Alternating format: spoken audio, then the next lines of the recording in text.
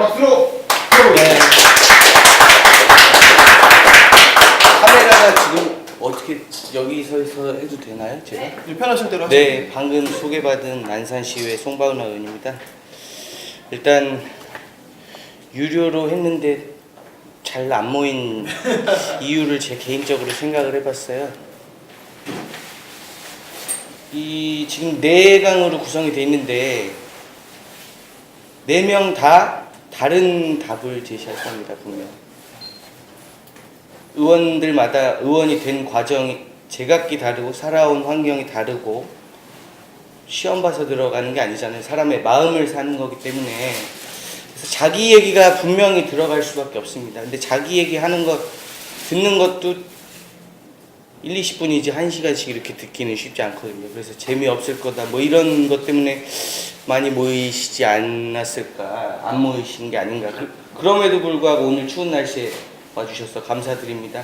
일단 이번 강의 주제가 뭐 청년 정치에 관한 건데 일단 저는 제가 청년이기 때문에 청년 정치를 뭐라고 생각하시는지 한번 여쭙고 싶어요. 청년이 하는 정치인지 청년을 위한 정치인지. 제 개인적으로는 청년이 하는 정치가 청년 정치가 맞다고 생각을 합니다. 다르게 생각하실지 모르겠지만 하지만 청년이 하는 정치라고 해서 청년을 위한 정치는 반드시 아니다. 여성이 한다고 해서 여성을 위한 정치가 아니라는 게 우리나라 지금 대통령을 보면 알지 않겠습니까? 네, 노인이 한다고 해서 노인 복지를 증진시키는 것은 아니다. 일단 이런 차원에서 말씀을 드리고 순서를 쭉 말씀드리면 청년에 관한 얘기는 저는 거의 안 할 겁니다. 제 자신이 청년이라는 거 외에는 첫 번째로 제 이야기를 드릴 건데 참고적으로만 하시고 이게 정답은 아니라는 사실을 꼭 염두에 두셨으면 좋겠습니다.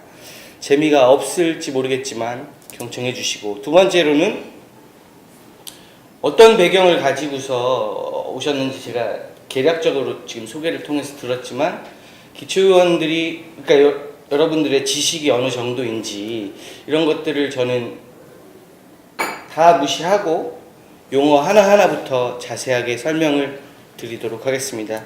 세 번째로 제가 생각하는 소신, 정치인이 되기 위해서는 열정만 가지고서 과연 될 수 있는 것인가? 그리고 뭐 운이 따라야 된다는데 그런 운빨은 어디에서 오는 것인가? 그런 것들에 대해서 얘기를 하고 질의 답변을 듣도록 하겠습니다. 제 성장 배경을 말씀드리겠습니다. 제 이름은 송바운하고요. 한글 이름입니다. 이름 때문에 선거에서 많은 도움을 받았습니다. 경로당에서 할머님들이 제 이름을 기억은 못해도 안다고, 4글자라고, 송바우로라고 뭐 이렇게 오해도 많이 하셨고요. 저는 1983년 서울에서 태어났습니다. 그리고 88년에 저희 아버지께서 모남이라는 그 볼펜 만드는 회사에서 생산직으로 일을 하셨는데 뚝섬에 공장이 있었는데 안산으로 공장이 이전을 하면서 같이 이주를 했습니다. 그리고 안산에서 초중고를 졸업했는데요. 특이한 사항은 제가 지금 일하고 있는 지역구 내에 초, 중, 고가 다 있습니다. 그래서 학부모님들과 선배, 후배들의 도움을 많이 받았습니다. 학연을 이용했습니다. 네. 동국대학교 중어중문학과에 입학을 했고 중퇴를 했습니다. 그 이유는 이후에 말씀드리고요. 저는 민주당 소속인데 카투사를 나왔습니다. 네. 미군 부대에 일하는 일꾼이죠. 이것도 도움이 상당히 되고 있습니다. 네. 그 다음 저는 고려대학교 정치외교학과에 편입을 해서 졸업을 했습니다. 이유는 굉장히 간단했습니다. 단순했습니다. 제가 동국대학교 중문과를 다니다가 카투사는 주말마다 나오는데 그때 미팅을 했었습니다. 그래서 여자친구를 사귀었는데 제가 뭐 어떤 학벌주의자는 아니에요. 그냥 그때 당시 제 계기를 솔직하게 말씀드리면 그때 당시 지금 제 아내가 아닙니다. 솔직히 말씀드리면 그때 사귀던 여자친구가 있는데 그 여자친구의 아버지께서 상당한 학벌 컴플렉스가 있으셨어요. 대기업에서 일하시고 상당한 임원이셨는데 사장단들이 스카인데 본인은 아니라고 해서 그거에 여자친구가 상당히 영향을 받은 듯하고 그걸 계기로 해서 제가 편입을 공부했고 제가 합격했을 땐 여자친구는 헤어진 상태입니다. 네, 솔직하게 말씀을 드리겠습니다. 네, 제가 그럼 정치를 어떻게 시작하고 어떤 계기로 했는가. 제 초등학교 5학년 때 제가 신혼살림을 차리면서 일기장을 우연히 봤는데 이 끝에 보면은 저도 깜짝 놀랐어요. 제가 이때부터 이런 꿈이 있었는지 몰랐습니다. 국회의원이 되겠다고 5학년 때 일기장에 기억하지 못하고 있었습니다.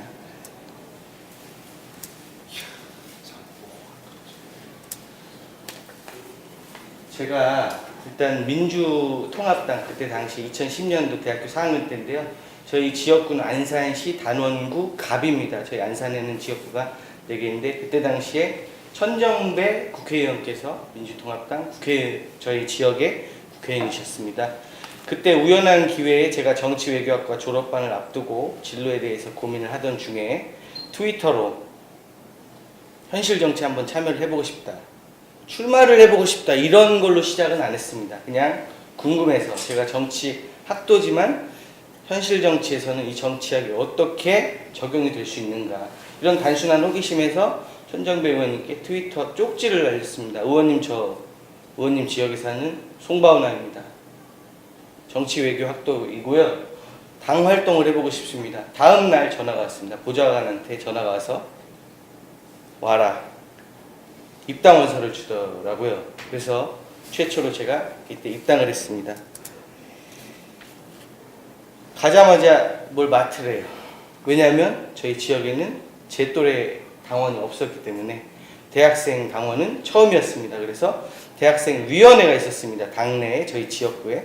거기 위원장을 맡으라 해서 위원은 저 혼자 활동을 했습니다.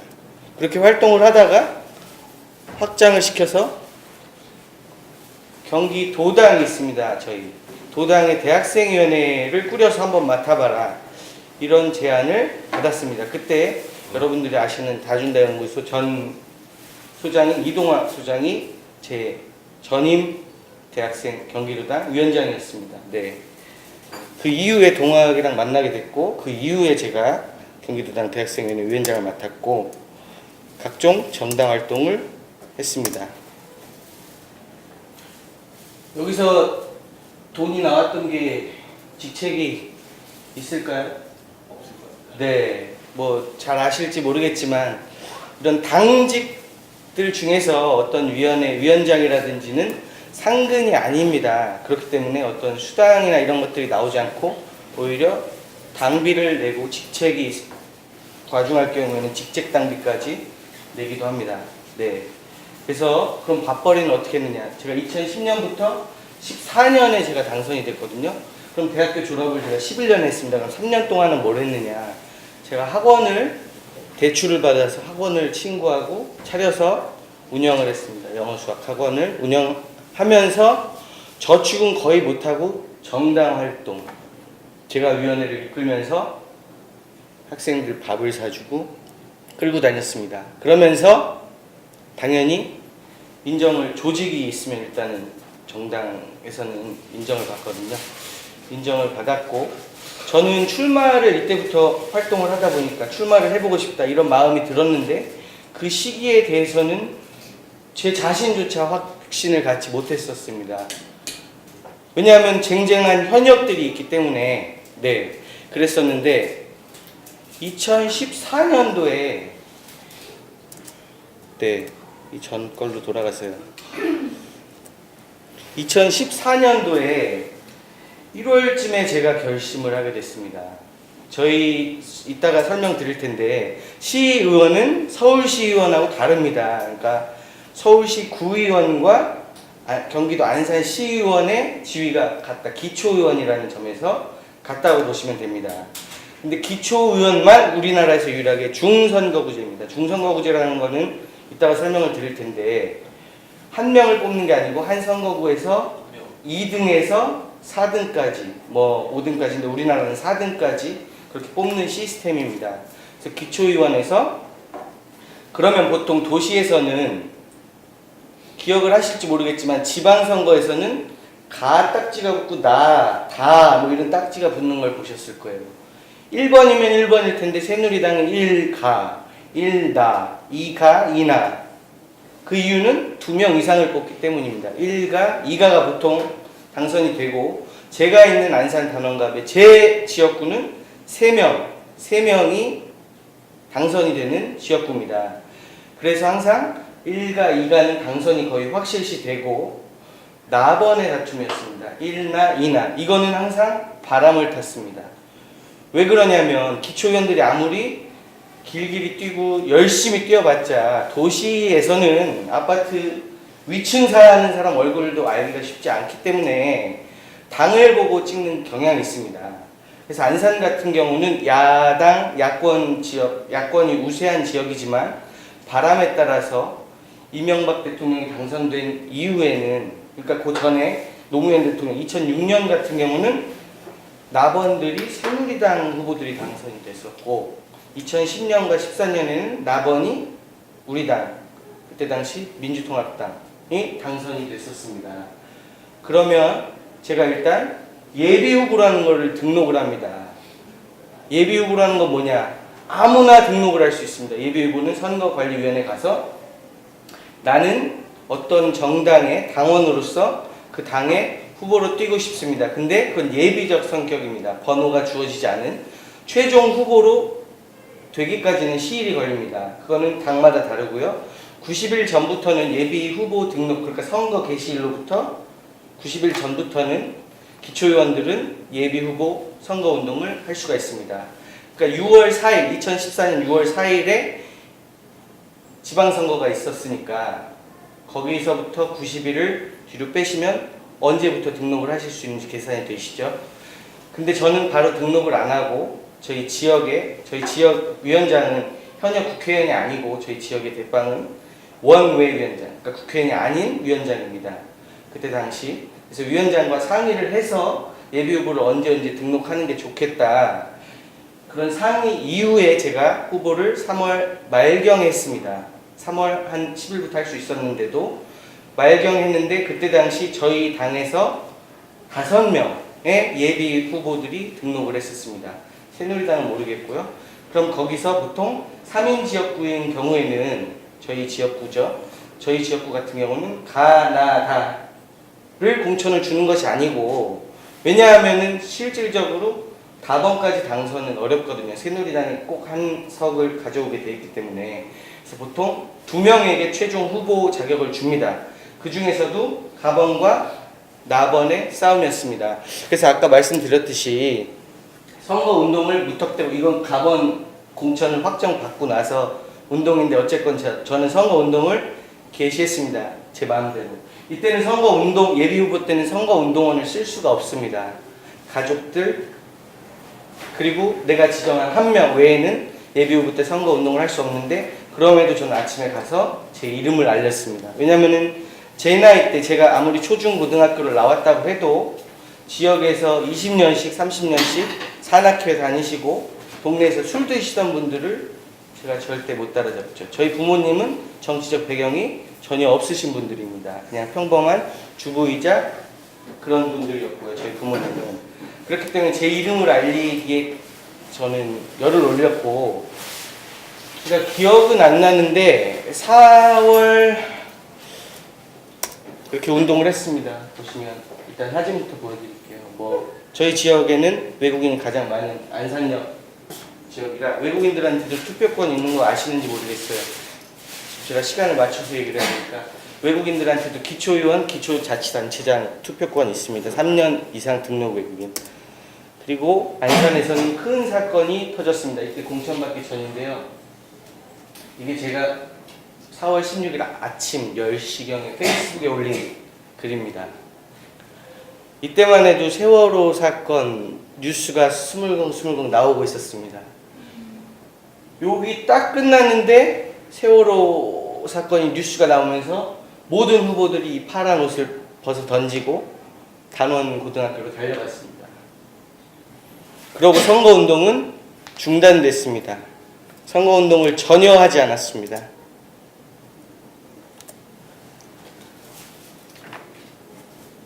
이 다음에 제가 공천을 가번을 받게 됐습니다.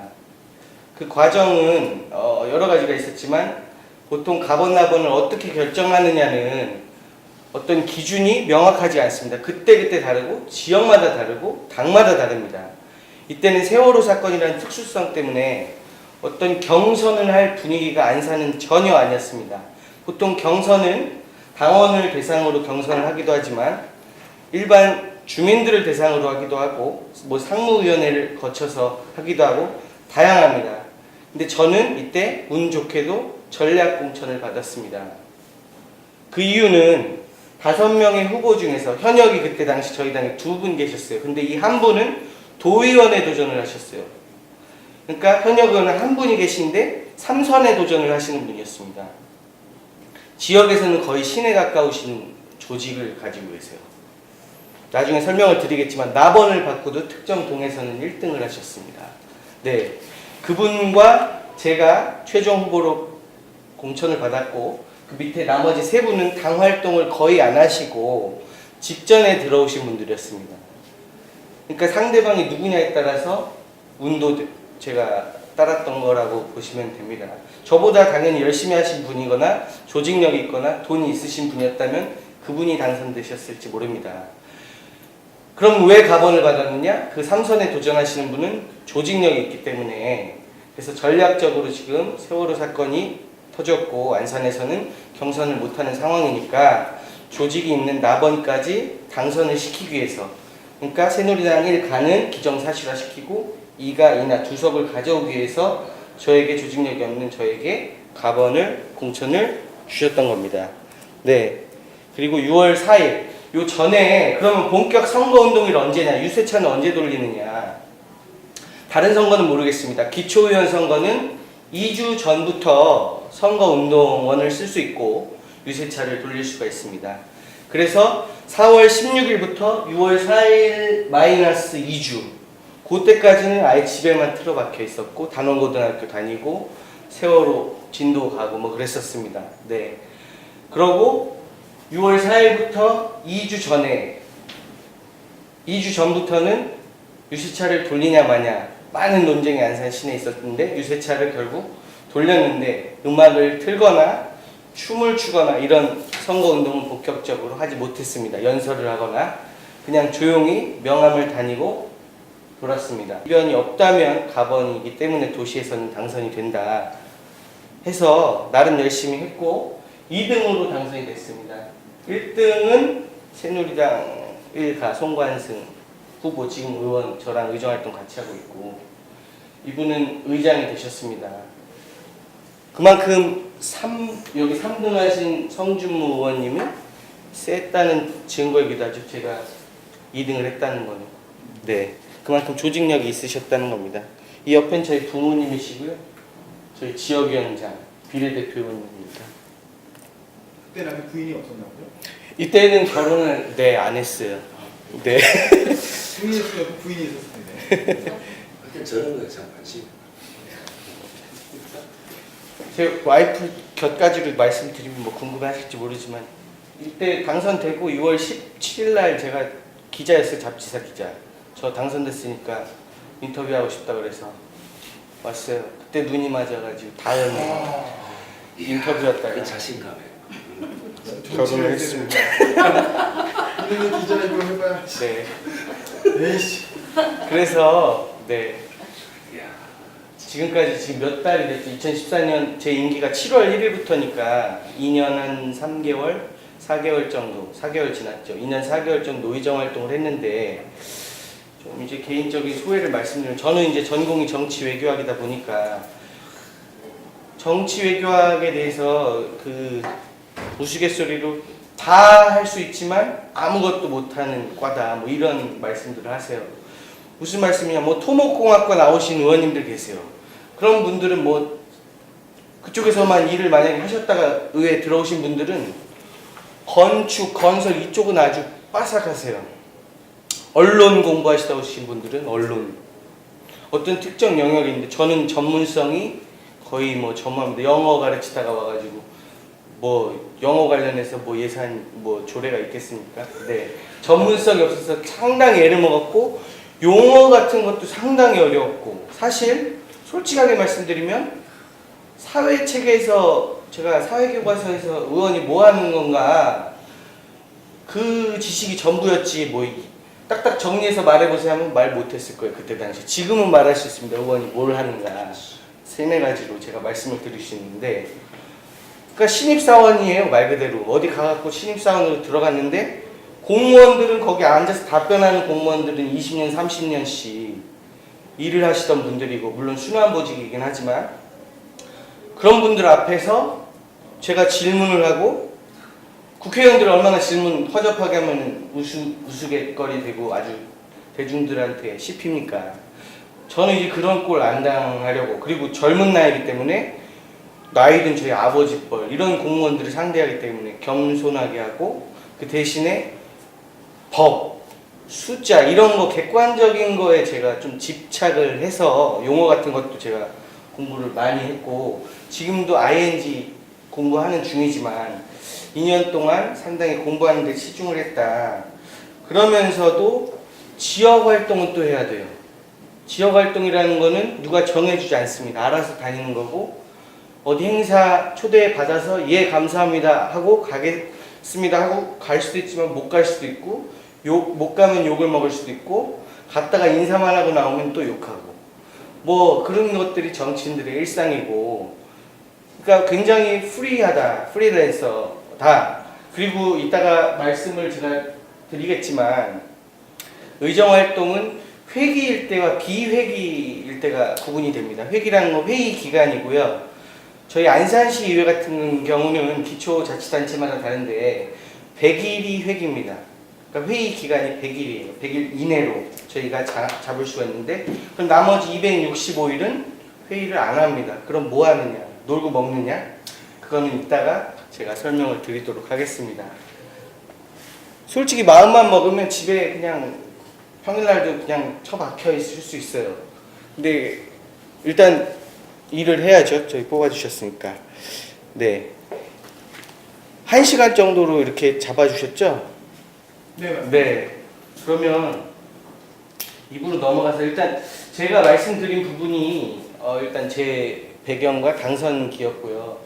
참고를 하시고, 저와 또 이걸 기초의원이든 다른 뭐 정치 선출직을 꿈꾸시는 분들은 어떤 성향을 가지셨을지, 외모도 다르고, 외모도 상당히 중요한 부분인데 정치인들한테 뭐 배경도 다르고 지역도 다르기 때문에 제가 이게 정답이다라고는 말씀을 못 드리고, 이런 부분은 참고를 해주셨으면 좋겠습니다. 제한적인 시간 안에 제가 최대한 압축해서 말씀을 드리고자 합니다. 입으로 가서 그럼 기초의원들은 뭘 하느냐, 265일 동안 놀고 먹느냐. 일단 기초의원의 지위에 대해서 제가 교과서에서 배우셨겠지만 가물가물 하시는 거 제가 리마인드 시켜드리겠습니다. 네. 선출직 공무원들이 있습니다. 선출직들은 임기가 정해졌습니다. 평생 천년만은 할 수가 없죠. 네, 정년이 보장 안 되고 계약직입니다. 사실상 왼쪽과 오른쪽으로 제가 나눠서 표를 만들었는데요. 행정부하고 입법부, 대한민국의 수장은 대통령, 상권 분립이죠. 정부의 수장, 국무원들을 거느립니다. 입법부, 그다음 사법부는 선출하지 않죠, 우리나라에서. 네, 사법부는 제외하고요. 행정부에서 수장은 대통령과 국회의원. 이 둘의 관계는 여기 밑에 있는 관계와 같습니다. 밑에 있는 관계와 같고요. 네, 도지사, 특별시장, 광역시장. 또 여기 빠졌는데 자치시장, 자치도시사가 빠졌죠. 제주 특별자치도, 그리고 세종자치시, 광역시로 취급합니다. 밑에 있는 시장은 서울시장 이런 시장 아니고요.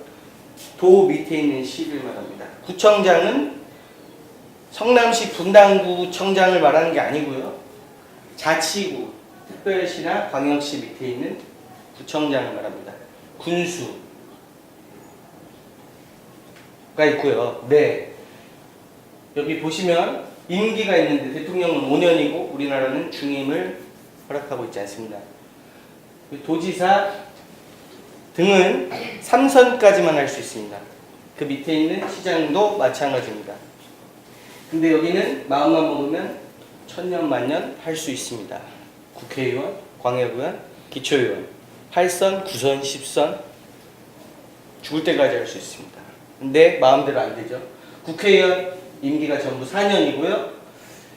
요 위에 빼고 밑에 여기는 임기일이 시작일이 똑같습니다. 그렇기 때문에 지방선거 때는 7장의 투표 용지에 투표를 하셔야 되기 때문에 사실 그 7명 모두를 알기가 쉽지 않습니다. 교육감까지 플러스해서요.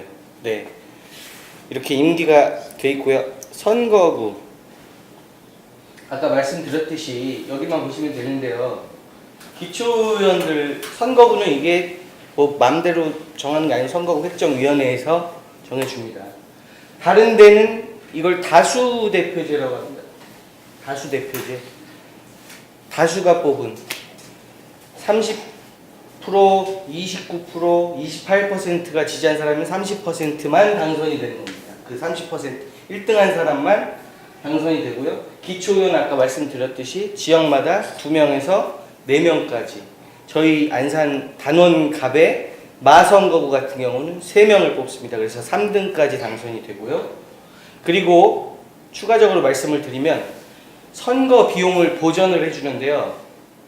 100% 보전이 아니고 법정 선거 비용이 있습니다. 인구 대비. 저 같은 경우는 약 4,800만 원 정도였는데 4,800만 원 정도 유세차를 1,000만 원 쓸 수 있다면 1,100만 원을 제가 썼어요. 그럼 100만 원은 제 돈이 들어가는 거고 1,000만 원을 돌려주는 겁니다. 그게 세부적으로 다 정해져 있어요. 옷, 선거 유세단 옷 얼마 뭐 3만 원 했는데 제가 33,000원 냈죠. 3,000원은 제 돈. 그러니까 4,800만 원 제가 썼습니다. 신청을 하더라도 돌려받는 돈은 적습니다. 그럼 그 돈 100% 돌려받는 그 기준은 15%입니다. 득표율 15%가 넘어야 신청한 것 중 그 법정 한도에 맞춰서 돌려주고 10%에서 15% 사이일 경우에는 절반만 돌려주고 득표율이 10% 미만일 경우에는 못 돌려받습니다. 저 같은 경우는 참고로 4,800만 원인데 3,000만 원 돌려받았습니다. 회계 처리에 좀 문제가 있었던 것 같다. 저는 좀 자평을 해봅니다. 그래서 제 돈을 상당히 많이 썼고 예비 후보 기간 동안 쓴 돈은 법정 선거 비용에 해당이 안 됩니다. 그러니까 2주 동안 쓴 돈, 2주 동안 4,800을 써야 되는 겁니다. 네. 이렇게 말씀을 드리고 그러면 12% 받고도 당선되면 절반만 돌려받고 당선되는 케이스도 기초의원들한테는 있는 겁니다. 왜냐하면 후보가 많기 때문에 표를 다 나눠 먹기 때문에. 네. 그럼 기초의원은 뭘 할까? 이거는 아까 했던 국회의원의 역할의 축소판이다 이렇게 보시면 돼요. 국회의원의 역할의 축소판이 도의원이나 시의원들, 구의원들, 군의원들. 일단 국회의원들 하는 역할을 먼저 한번 생각해 보시면 됩니다. 첫 번째 뭐 하죠? 법을 만들어요. 그쵸? 법을 만들 뿐만 아니라 고치고 폐지까지 시킵니다. 그쵸? 개정하고. 두 번째로는 예산, 나라 살림. 우리나라 세금 체계가 국세가 있고 도세, 뭐 광역세, 시세, 군세, 구세 뭐 다 다릅니다. 도세랑 특별시세는 좀 달라요. 네, 아무튼 그런데 그 세금을 받아서 어디에 분배를 해서 쓸 것인가 정치적으로 정치인들, 국회의원들이 판단을 해서 예산을 심의하고요. 세 번째로는 국정감사라는 거 하죠. 국회의원들은 국정감사, 국정 공무원들이 일을 법에 맞게 절차에 맞게 잘 했는가 또 뭐 위법하게 하지 않았는가 이런 것들을 감사하고 넷째로 민원을 수렴하죠. 그거의 축소판 조례를 기초의원들은 만들고 바꾸고 없앱니다. 조례는 법에 위임을 받은 사항이 있을 수도 있고 아닐 수도 있고 그 시에만 해당하는 거고 보통 조례 같은 경우는 국민에게 의무를 부과하거나 권리를 이렇게 부여하는 그런 내용은 법에서 위임이 있을 때만 가능합니다. 법에서 위임이 없을 경우에는 자체적으로 미국하고는 다르죠. 미국은 주마다 다르지만 안산시에서 예를 들어 침 뱉으면 안산시는 10만 원 이렇게 못 만든다는 말씀이에요. 네, 법에서 정해놨어요. 예를 들어 벌금 같은 경우 10만 원에서 20만 원 사이에 지방자치단체의 조례로 정한다. 이러면 저희 마음대로 15만 원, 20만 원 이렇게 정할 수가 있지만 그 외에는 불가합니다. 상당히 제약이 있고요.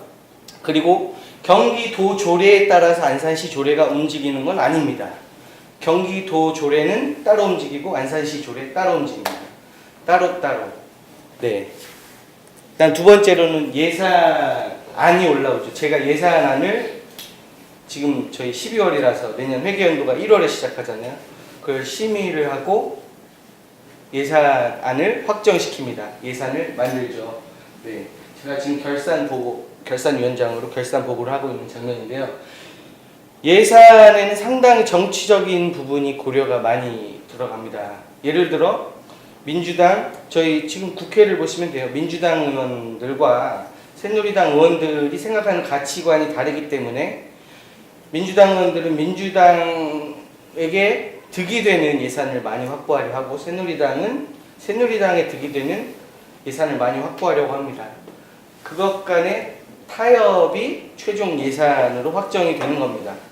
그러니까 이거 왜 못 가져왔어? 이렇게 욕 국민들은 많이 하시지만 실질적으로 그런 타협이 없으면 예산안 확정은 불가능합니다. 그 다음에 잘 썼는가 결산 검사를 합니다. 아까 말씀드렸듯이 행정사무감사라는 걸 합니다. 감사예요, 말 그대로. 네, 이건 국정감사와 비슷한 거고. 일단 네 번째로는 민원을 수렴합니다. 여기 어디냐면 안산시 공단 지역인데요. 거기에 CCTV 그 상가들이 많은 지역이에요. 거기에 CCTV 주정차 불법 CCTV를 6개를 달아놨어요. 6개를 달아놨더니 밥 먹으려고 차 세워놨다가 밥 6,000원짜리 된장찌개 먹고 4만원짜리 딱지를 뗀다고 아주 민원이 오셔갖고 갔더니 CCTV를 또 뽑으면 안 된대요. 현장을 제가 방문을 했더니.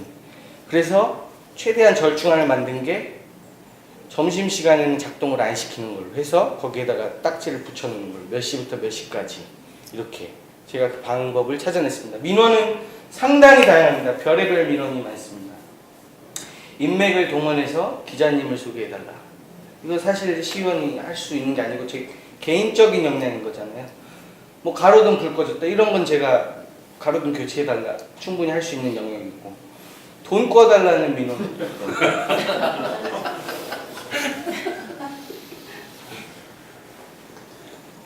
건물 지어달라는 민원 200억짜리 그건 저 혼자 못합니다.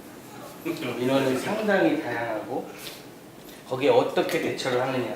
처음엔 모르니까 일단 이게 내가 할 수 있는 건지도 모르고 예 하겠습니다 알아보겠습니다 했죠. 들어갔을 때는 아주 열의에 막 차가지고 근데 이게 하다 보니까 할 수 있는 게 있고 하지 못하는 게 있고 그걸 구별해서 말해줄 때 유권자들이 좋아합니다. 그것도 못해 이렇게 욕하시는 분은 못 봤어요. 이거는 제 영역이 아닙니다. 이렇게 말씀을 드리고 제가 뭐 빠진 게 있는가 좀 확인을 한번 제가 사실 가지고 왔는데 일정 부분 아까 말씀을 드렸는데 비회기 같은 경우에는 지금 12월 같은 경우에는 상당히 송년회가 많고 그런데 가서 얼굴을 비추느냐 안 비추느냐 이걸 상당히 열심히 일을 하느냐 안 하느냐의 조건으로 생각하시는 유권자들이 상당히 많습니다.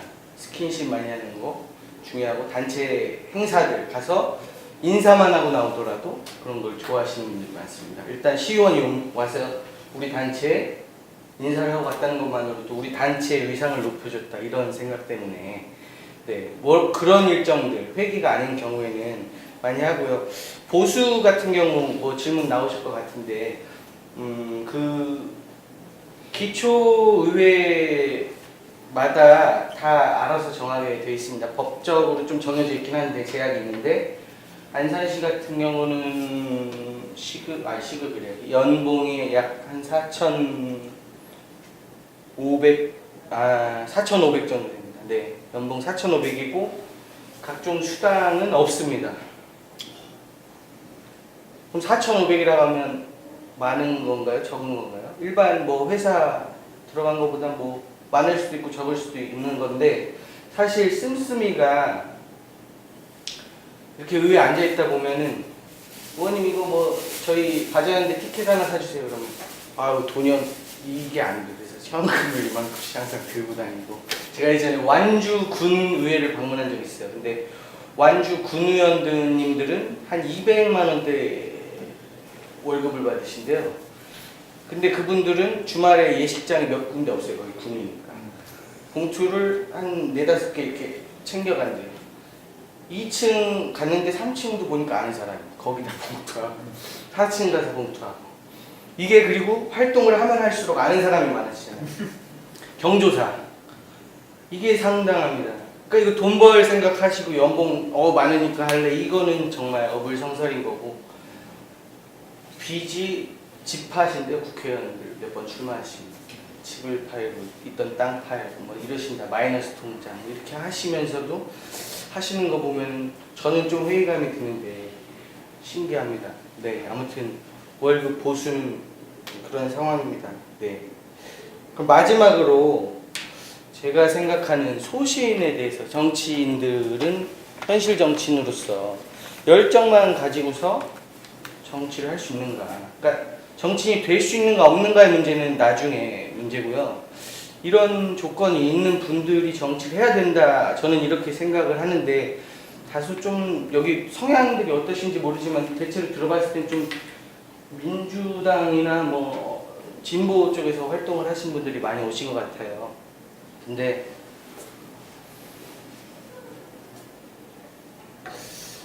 평소에 생각하는 진보에서 생각하는 착한 컴플렉스 이런 것들을 저는 상당히 배격을 하고 좀 충격으로 들리실지도 모르는 얘기를 전하겠습니다. 연예인하고 조폭은 공통점이 없죠. 이걸 생각합니다. 이 부분을 간 거예요. 진보 쪽에서. 저 개인적으로 생각을 합니다. 이쪽만 하고 착하려 그래요, 자꾸. 그래서 이재명 시장이 뜨는지 모르겠습니다. 조폭적인 것 때문에. 김태촌이죠? 네. 그럼 왜 이렇게 생각하는가?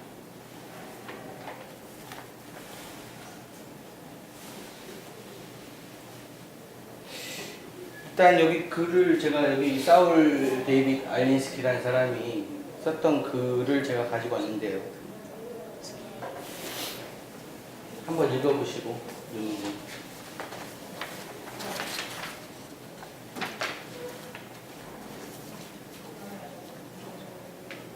연예인들은 일단 불특정 다수를 상대하고 나는 저 사람 모르는데 저 사람은 나를 아는 경우가 많죠.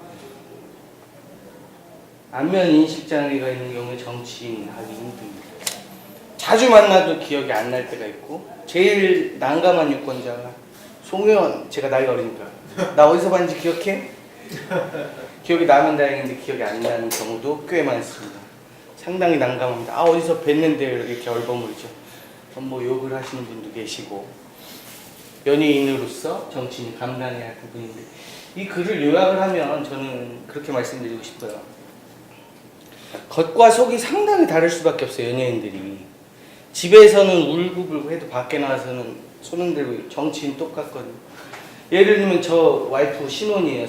많이 결혼하셨는지 모르겠지만 많이 싸워요. 어쩔 때 아주 친정 가버려요. 그러면 이 속이 약속해놨어. 그럼 다음날 경로당 가고요. 진짜 한숨 푹푹 나오는데 다음날 경로당 가서 할머니들 손잡고 이게 제 속이겠습니까?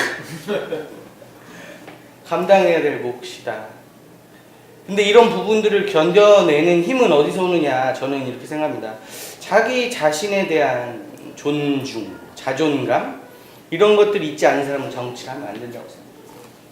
자기 비하, SNS에 자기 연민의 글 정치인들 치고 자기 연민의 글 올리는 사람 못 봤어요. SNS에. 뭐 그 사람들은 강철 멘탈이기 때문이죠. 저는 그렇게 생각합니다. 네. 자기 연민에 빠지거나 자기 비하하는 사람 정치하면 안 됩니다. 왜냐하면 자기 가족 밖에서 욕하는 사람 치고 밖에서 대접받는 사람 못 봤잖아요. 자기 어머니 씹으면서 밖에서 누가 자기를 존중해 주길 바랍니까? 그거와 같은 이치라고 저는 생각을 합니다. 자기를 존중해 줘야 타인도 존중할 수 있고 거기서 스트레스가 해소가 된다. 근본적으로 스트레스가 없을 수는 없지만 스트레스를 최대한 안 받으려고 노력해야 된다. 네. 그런 점에서 저는 연예인과 비슷한 점이 정치는 분명히 있다고 생각을 하고요. 한번 뭐 새누리당은 계실지 모르겠지만 내가 더불어민주당원이라면 제가 질문을 드려볼게요. 당의 세를 불리고 대선을 승리하기 위해서 새누리당에서 탈당한 얼마 전 김용태 의원, 상당히 비박계에서도 개혁적인 인물이죠. 이 의원 입당을 찬성할 것인가? 뭐 찬성하든 안 하든 뭐 한다 그러는 거 말릴 수는 없겠지만 잘했다 못했다 이 정도 판단. 똑같은 김패자인데요.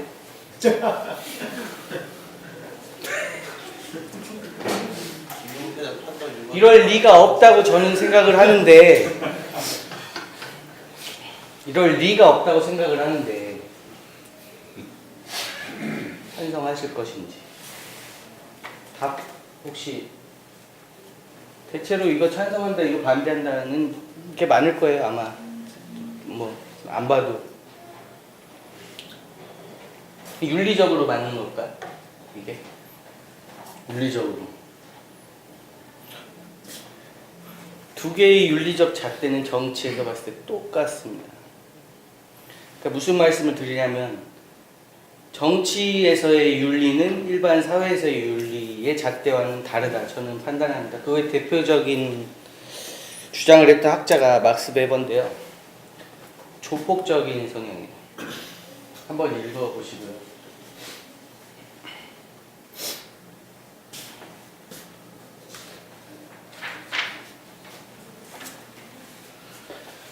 목적이 있어요. 정치인들은 하는 근본적인 역할은 목적이 있는데 어떤 그 목적을 달성하기 위해서는 그러니까 결과를 만들기 위해서는 수단이 동원이 돼야 됩니다. 그러니까 목적 플러스 수단은 결과다. 저는 이렇게 생각을 하는데 그 목적은 정치인들이라면 당연히 선한 목적이어야 됩니다. 착한 목적, 좋은 목적, 뭐 누구를 뭐 죽이고 이런 목적이 아니고 선한 목적은 또 어떻게 생각하실 수 있을지 모르겠어요. 국민 모두를 이롭게 하는 목적? 불가능하죠. 최소한 저는 자기 정당, 자기를 지지해준 사람들의 이익하면 굉장히 부정적으로 생각하시는데 이익을 지켜주는 목적이라면 충분히 좋은 목적이다 생각합니다. 그 목적을 수단을 통해서 결과를 만들어야 되는데 그 수단이라는 건 여기서 얘기했는지 모르겠지만 막스 베버가 도덕적으로 위태로운 수단을 사용하지 않을 수 없다 라고 했습니다. 그러니까 아까 말씀드렸듯이 김진태 의원하고 김용태 의원 이건 세상적 잣대로 봤을 때 김진태 의원 데려오는 건 좀 덜 윤리적인 것 같고 김용태 의원 데리고 오는 게 조금 더 윤리적인 것 같은데 정치에서는 전혀 구별이 없다. 저는 그렇게 생각을 하고요. 이건 제 개인적인 생각이고 뭐 반박하셔도 좋습니다. 심지어 저는 한 발 더 나아가서 법적으로 하자만 없는 수단이면 족하다. 저는 이렇게 생각을 합니다. 법적으로 하자만 없는 수단.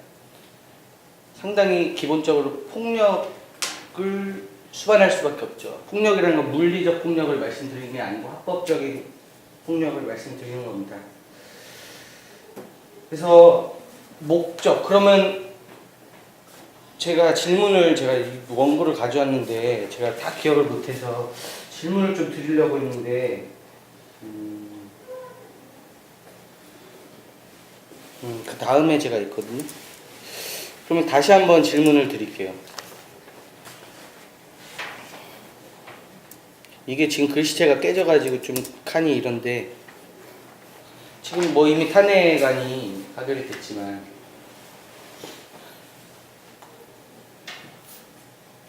일반 국민들 입장에서는 국민의당 특히 이제 탄핵을 빨리 해라 하는 입장에서는 그 뭐야 이명박 지원 그네 뭐 이런 로고까지 등장하면서 국민의당을 맹 비난했습니다. 왜 빨리빨리 할 것이지 왜 안 하느냐. 이게 국민적 여론이었죠. 결과 상관없다. 일단 상정해라. 열받으니까. 정치인이라면 이렇게 해야 될까요? 아니면 밑에처럼 해야 될까요? 저는 단언코 밑에 의견을 모아서 탄핵안 가결, 그러니까 좋은 결과를 우리 당 입장에서 좋은 결과를 만들 때까지 그게 확실치 않다면 그런 수단을 동원해서는 안 된다고 생각합니다. 일단 여기까지 제가 말씀을 드리고 좀 마무리를 제가 해야 되는데 뭐 일단 제 소신까지 이렇게 말씀을 드렸습니다. 제가 마무리 발언을 준비를 안 해서